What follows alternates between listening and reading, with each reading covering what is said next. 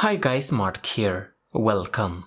In today's tutorial, I'm going to demonstrate a beautiful 5-stranded flat braid with a zigzag pattern. The pattern is going to fit well with your gaucho braids.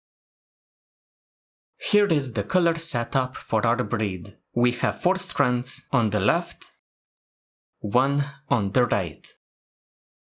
We begin on the left, 3rd strand over 1, 2nd strand under 1, 1st strand over 1. Then the same thing on the right. 3rd strand over 1, 2nd strand under 1,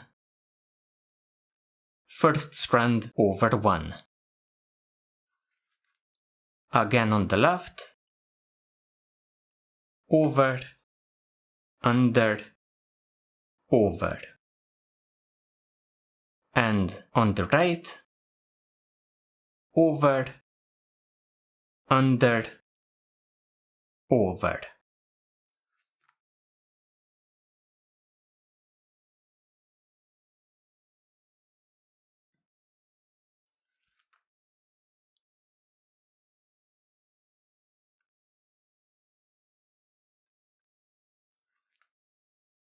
So just a quick tutorial on an interesting, beautiful braid.